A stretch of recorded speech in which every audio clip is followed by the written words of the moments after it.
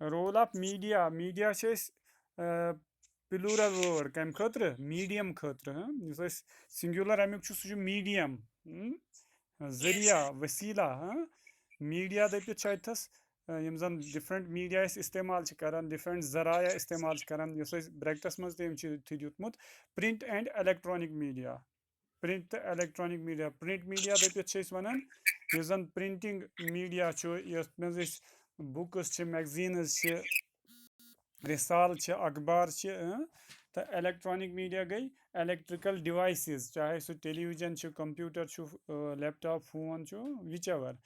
कम खतर यमन हुंद यूज यमन हुंद रोल यमन हुंद किरदार कत मज पॉपुलेशन अवेयरनेस मज पॉपुलेशन यह जन एजुकेशन छ अत मुतलिक लुकन मज जानकारी दिनस मज क्या रोल छ मीडिया मीडिया कुस किरदार छ मीडिया कुस अहमियत गडनथ वुन यह मीडिया कत वन ये मे गए वोन मीडिया प्लूरल फॉर मीडियम वन उर्दू मीडियम इंग्लिश मीडियम तथस जबान वसील जबान जराया ये मीडिया कत करान तम जराया यम medium of medias of communication media दपित वन मीडियम्स और मीडियाज ऑफ कम्युनिकेशन मीडिया मे प्लूरल मीडियम तो मीडियम वन वसील मगर ये कमुक वसील कमुक जरिए कम्युनिकेशन जरिए जन इंफॉर्मेशन ट्रांसमिट कर जरिए अमिक मुख्तलिफ जराया मुख्तलिफ मीडियाज यह टॉपिक कि कूता अहम कत मज पॉपुलेशन अवेयरनेस मज पॉपुलेशन एजुकेशन अवेयरनेस मज या पॉपुलेशन इंफॉर्मेशन तथ मज अवेयर लुक करें तथ मज कूता रोल कूता अहमियत मीडिया मीडिया तोरा वो फिक्र कत वन media can be defined as an agency through which information is transmitted शाबाश agency of transmission of information तथ हेको वन यह गो media it is the channel that conveys the message from the source to receiver dan ith kait heko one यह channel यह जरिए यह वसील यह मीडिया यह मीडियम येमि जरिए कन्वे करान मैसेज बुनियादी तौर मैसेज या इंफॉर्मेशन या नॉलेज ये वन यह कन्वे गसन कत पे कुन सोर्स पे कुन जरिए पे इस मैसेज दिन वोल कोतानत यमिस तान यमिस वातन रिसीवर ये सोर्स चाहे गवर्नमेंट इदार चाहे टीचर्स चाहे रिसोर्स पर्सनस सह सोर्स मीडियम अमुक जन प्रिंट तो इलेक्ट्रॉनिक मीडिया तो रिसीवर्स अमुक मैसेज आम look media plays an important role in solving the problems dan media electronic या प्रिंट मीडिया यम हसा मुख्तलिफ मसाइल तम हल करनस मज अहम रोल अहम किरदार लाइक ओवर पॉपुलेशन इन मसाइलन मज यम जन मसाइल बुथ मज यह जन आबादी हुंद ज्यादा आसन हंगर आबादी हुंद वारिया हिस्सुक बछोत आसन डिक्रीज इन लिटरेसी इथे कट जन खानदगी पढ़न अत मज कमी यीन ये मसल एंड अनएम्प्लॉयमेंट या जन बेरोजगारी हुंद मसल यमन मसलन मज जानकारी दिन खतर यमन मसलन मज आवामस तान कह मैसेज वातन खतर अहम मीडियम अहम सोर्स अहम जरिए कुस सह यह प्रिंट तो इलेक्ट्रॉनिक मीडिया वन गडनथ वुन मीडिया वोन मीडिया तोर फिक्र मीडिया कत वन अत मीडिया कज किस्म kinds of media traditional media traditional जन रिवायती जराया तम क्या टीचिंग्स ड्रामाज एटसेट्रा टीचिंग्स तो ड्रामा एटसेट्रा वन कत मज रिवायती मीडिया मज इथे कट दोम मास मीडिया दोम किस्म अत media the term mass media refers to dissemination of information ideas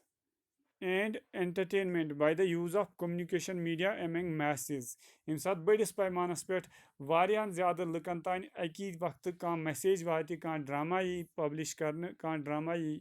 broadcast करने या कह इंफॉर्मेशन यी अकिस बड़िस आबादी हंदिस हिस्सस तान इकवट वातनावने वन यह गो mass media it can be further divided into two types तो अत मास मीडिया हेकान ज़ किस्म वनित अत हसा प्रिंट मीडिया मास मीडिया जन print It includes newspapers, magazines, books, manuals, and posters. Print is on mass media आसान सो कत पे मुनसर तथ मज अखबार जरायद रिसाल किताब बाकी चीज़ यम जन पोस्टर वगैरह छापन यम प्रिंटेड मास मीडिया मज इथे कट दोयम किस्म अमुक इलेक्ट्रॉनिक मास मीडिया गई ये मज इलेक्ट्रॉनिक डिवाइसेस डायरेक्टली इस्तेमाल गसन एग्जाम्पल तुम पाई टीवी टेलीविजन सारी वचान इथे कट radio cinema educational television ETVs channels वचान इंस्ट्रक्शनल टेलीविजन ITV एटसेट्रा यिथ यम जराया तुम हेकू इंटरनेट कंप्यूटर यम चीज़ ते अत मज लिखित इलेक्ट्रॉनिक मास मीडिया मज ठीक है one one role of electronic media in population awareness electronic media क्या रोल कत मज पॉपुलेशनस मुतलिक अवेयर करनस मज लुक पॉपुलेशनस मुतलिक अवेयर करनस मज कुस रोल कुस किरदार इलेक्ट्रॉनिक मीडिया करिम बाइफरकेट अतस प्रिंट मीडिया अलग इलेक्ट्रॉनिक मीडिया अलग प्रिंट मीडिया तोर तय फिक्री जन प्रिंटेड मटीरियल किस सूरत मज इंफॉर्मेशन वातान अकिस सोर्स पे रिसीवरस तान तथ वन सह गो प्रिंट मीडिया तथ मज अखबार किताब वगैरह इस छपित किताबी सूरत मज तो ब्या अहम मीडियम जन क्या इलेक्ट्रॉनिक मीडिया दान अत मज अलग अलग यम जन डिवाइसेस तिम अलग अलग किरदार करान अदा कत मज इलेक्ट्रॉनिक मीडिया मज अत मज गथ जन मास इलेक्ट्रॉनिक मीडियमुक अहम सोर्स अहम जरिए सह TV ये अवे गथ रोल ऑफ TV और television The use of television for educational purposes starts from 1960 then educational purpose खतर टेलीविजन आमुत बिल्कुल करने इस्तेमाल 1960 पे It plays following role in awareness of population. Population's मुतलिक awareness create करने खतर चाहत यम अहम वन पढ़ो अहमियत यम पॉइंट्स यम अमिच अहमियत हावन number 1 television is an important instrument for teaching population education दान यह अहम सह इंस्ट्रूमेंट सह मशीन सह जरिए यम जरिए क्या टीच कर पॉपुलेशन एजुकेशन टीच कर and making population related programs popular in the masses तथ पॉपुलेशनस मुतलिक यम जन प्रोग्राम ब्रॉडकास्ट गसन TV पे तम सम पॉपुलर बनान यम आम लुकन पसंद आम लुक पे हेकन यह इंफॉर्मेशन हासिल कर इथे कट दोयम अमिच पॉइंट लेखन TV can present scenes showing the effects of overpopulation on environments and other natural hazards etc in live and realistic nature then यह TV सह मीडियम जन बिल्कुल तिम सीन हे तिम वाक़ात हे नशर कर यम जन ज़्यादा आबादी हिंद माहौलस पे बुर असर पेवान या अमुक ज़्यादा आबादी हिंद कुदरती ज़रर असरात यम हे लाइव हयित तो यम हे बिल्कुल रियल अंदाज़स मज असल अंदाज़स मज ब्रॉडकास्ट कर लुकन हे अंदाज गथित यह कूता बोड़ मसल यह ओवर पॉपुलेशन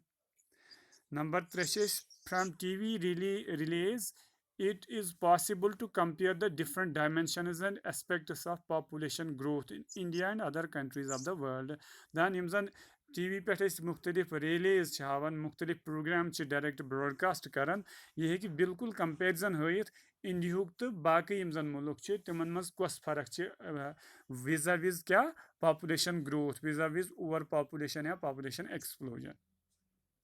इथे कट सूरम effects of overcrowding in cities can be seen on the TV screen यम जन ओवर क्राउडिंग सिटीज आम यम जन शहर हिंदुस्तान चाहे सह सोन श्रीनगर सिटी चाहे सह Indian capital city of Delhi यह हेकन डायरेक्ट लाइव ब्रॉडकास्ट कर यम जन अतिक बाजार अतिक बाकी इलाक यमन मज कूता मुश्किलात गसन पैदा come over crowding over population Yithai kait poontим discussion on population related topics are held in TV, health and nutrition, disease due to malnutrition, common diseases, medical and public health facilities, etc. Then yithai kait TV yes पे tim program hekan broadcast gٔژھِتھ tim program hekan live show karne yith kom yim zan mukhtalif topic yim zan topic related छ आसान कथ सۭتۍ अथ over population सۭتۍ चाहे सो topic health तो nutritious मुतलिक छु यम जन मुख्तलिफ डिजीज छ गसान अमि माल न्यूट्रिशन गजा च कमी सۭتۍ या कॉमन डिजीज यम ओवर पॉपुलेशन सۭتۍ गसान छ इथे कट मेडिकल तो पब्लिक हेल्थ फैसिलिटीजन पे कूता असर छ पेवान अमि ओवर पॉपुलेशन यम डिस्कशन छ लाइव गसान ब्रॉडकास्ट कति टेलीविजन स्क्रीनस पे टेलीविजन थ्रू इथे कट टेलीविजन लेखन शेम पॉइंट अमुक role TV can show the population growth and policies like दान यह हसा है इत कट पॉपुलेशन ग्रोथ तो पॉपुलेशन पॉलिसी हयित कत cut number 1 the nation's population and the family planning programme इजन ओवरऑल इंडिया छु अमिच पॉपुलेशन कचा ज्यादा छ तो फैमिली प्लानिंग प्रोग्राम क्या तरतीब दिन यह पॉपुलेशन कंट्रोल करने बापत नंबर 2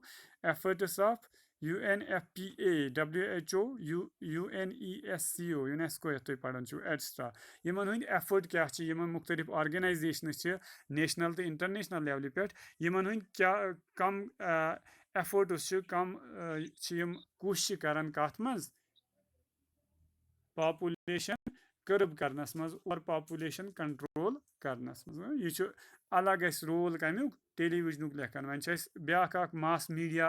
यह जन इंस्ट्रूमेंट मास मीडिया यह जन अहम जरिए सह radio radio has reached in every nook and corner of society दान रेडियो सह चीज़ यह जन बिल्कुल समाज किस प्रथ कुन कूनस कूनस प्रथ कुन अंदस पे वोतमुत वनकन अगर वुचान फिजिकल रेडियो यम जन रेडियो सेट्स तिमन हुंद यूज कम गोमुत मगर तेल तम सन मोबाइल सेट्स फी कंस मोबाइल सेट एफोर्ड करान फी कंस मोबाइल सेट खासकर एंड्रॉयड फोनस या यम जन iPhones यमन इवन यम जन मामूली हैंड सेट्स बटन फोनस प्रेन तिमन मज इंस्टॉलेशन ऑलरेडी गसित कमिच यम जन FM रेडियो स्टेशनस इत कट वुचान यह रेडियो हेको वन प्रथ कंस चंदस आसान चाहे तो इलेक्ट्रॉनिक यम डिवाइस आमिच रेडियो सेट अलग या ना आसे मोबाइल फोन सारे आसान तो यह मोबाइल फोन अत ऑलरेडी इंस्टॉल आसान करित अत ऑलरेडी एप्लीकेशन आसान कमिच अमि चाहे सो FM रेडियो या जनरल रेडियो स्टेशनस in every corner of the country people do have radio दान मुल्क किस प्रथ कुन खितस मज हसा लुकन कम अज कम radio set it is most convenient and powerful media through which knowledge of population education can be disseminated दान इत कट वुचान यह सारी खुद आसान तो सारी खुद ताकतवर तरीन मीडियम ये थ्रू पॉपुलेशन एजुकेशन तलीम हेको वातनयित not only to school going children चिकन गोमुत प्रिंट यह चिल्ड्रन दान सिर्फ स्कूल गसान वाले बचने योत तान क्या but to message at large बल्कि हेको ये इंफॉर्मेशन ये नॉलेज वातनयित कमन तान आम लुकन तान कम जरिए रेडियो जरिए तिकाज radio access radio accessible to each and every one regardless of this rich and poor गरीबन ज्यादा पहन आसान अगर न अमीरन ज्यादा उगनत फुर्सत आसान क्या अम मूजूब मान यह हसा पावरफुल मीडियम कुस radio personal contact with the teacher is not possible at all दान अत रेडियो तो TV अतन पर्सनल कंटैक्ट कर टीचरस सैन डिसेमिनेटर ऑफ इंफॉर्मेशन इथे कट लर्नर्स विन बी पेसिव लिसनर्स अम लर्नर्स थ्रू रेडियो आर TV तम यूजुअली पेसिव लिसनर्स अगर तुम वो आज तुम एजुकेशनल प्रोग्राम चलान दशवनी TV पे तो रेडियोस पे तुम हेकान तक सिर्फ बूजित ये तुम वनकन लाइव क्लास दिवान जूमस मज या तुम क्लास स्कूलस मज तत तुम बेनिफिट आसान तुम हेकान तथस इंटरेक्ट कर अगर ना कुछ जाए फिक्र तर तुम हेकान पृछित अथस ये सात तुम टीवी या रेडियो प्रोग्राम बोजान तम सात हेकू तुम ये इंटरेक्ट कर तम सात हेकू डायरेक्टली तुम कुन पे कह अगर तुम प्रॉब्लम बास सह हेकू डायरेक्टली तुम तथस कर यह हेको ड्रॉबैक मानित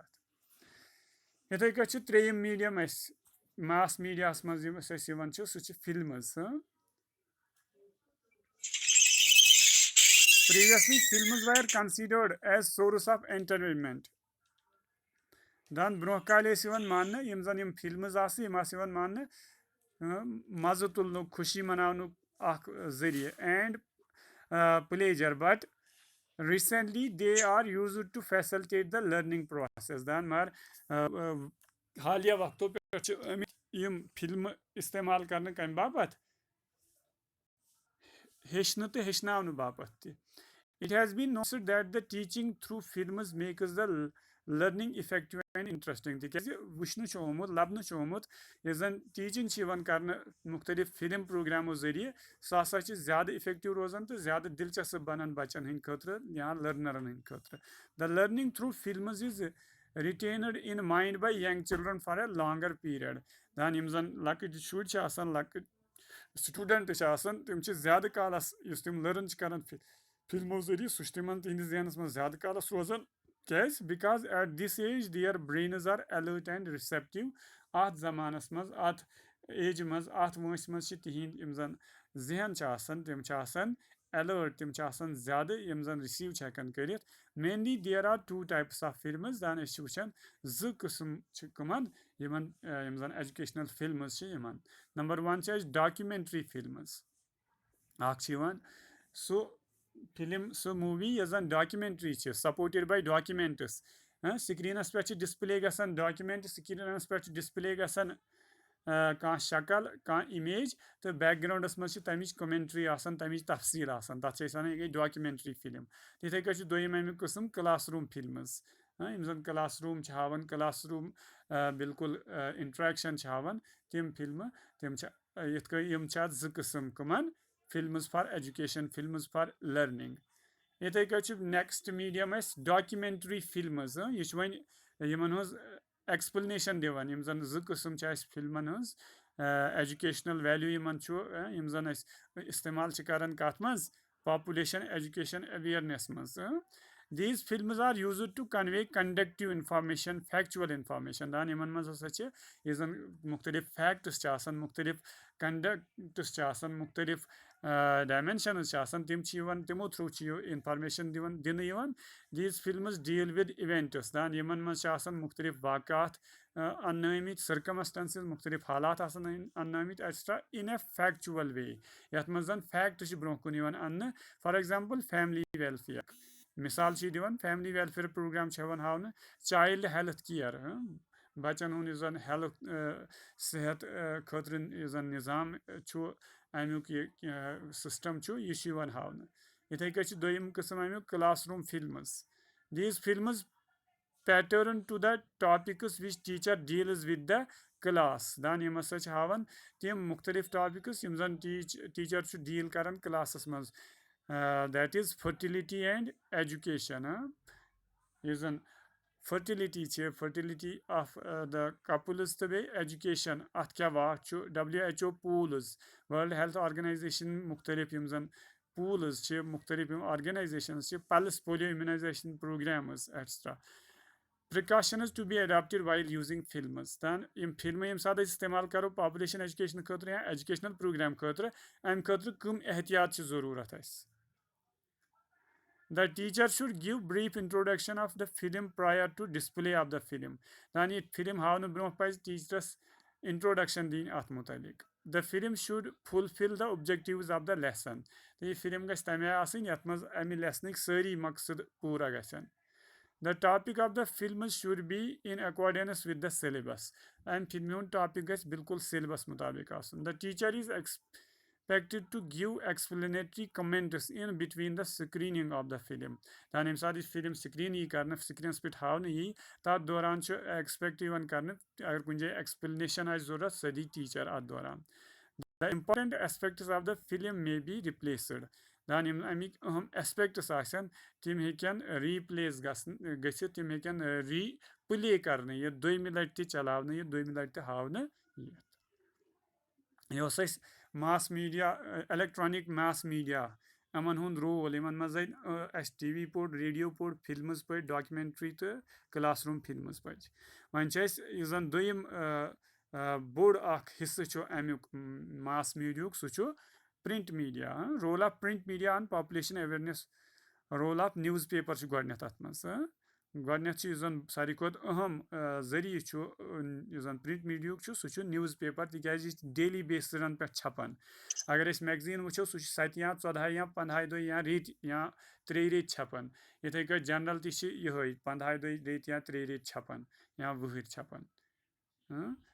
मैगजीन जनरल्स या यम बुक्स तम yearly bye 2 yearly 3 yearly छपान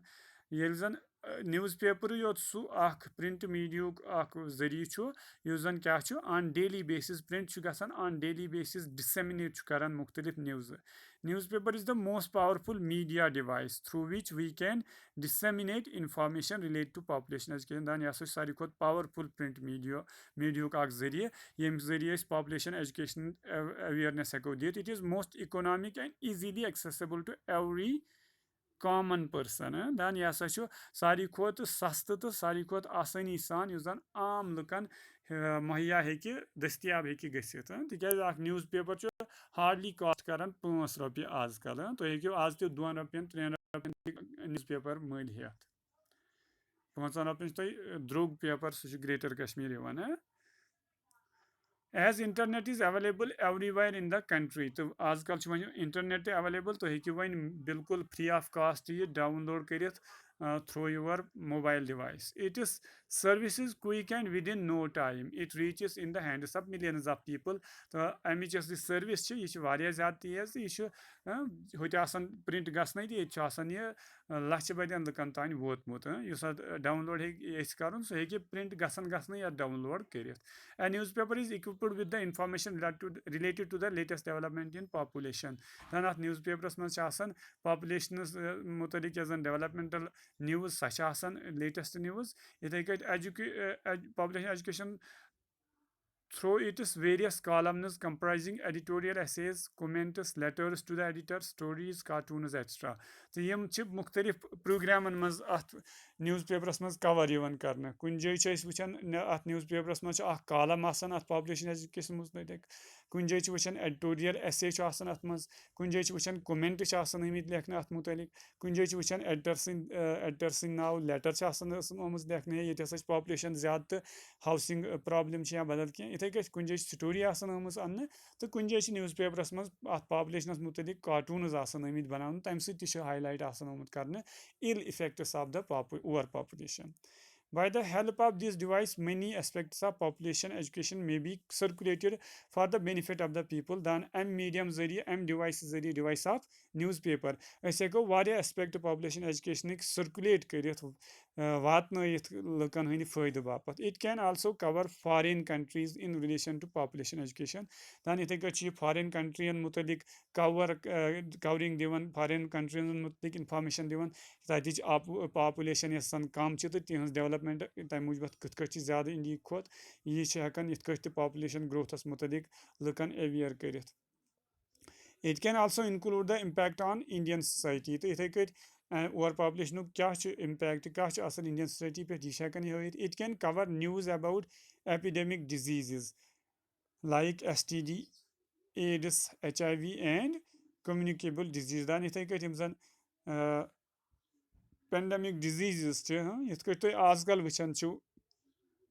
corona या जन अम ब्रोह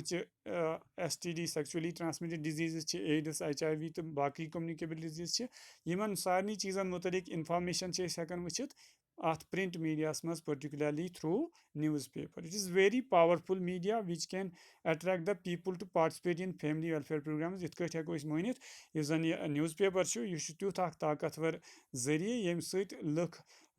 बिल्कुल माइल गन कत मुतलिक फैमिली वेलफेयर प्रोग्राम अपनावनस मुतलिक।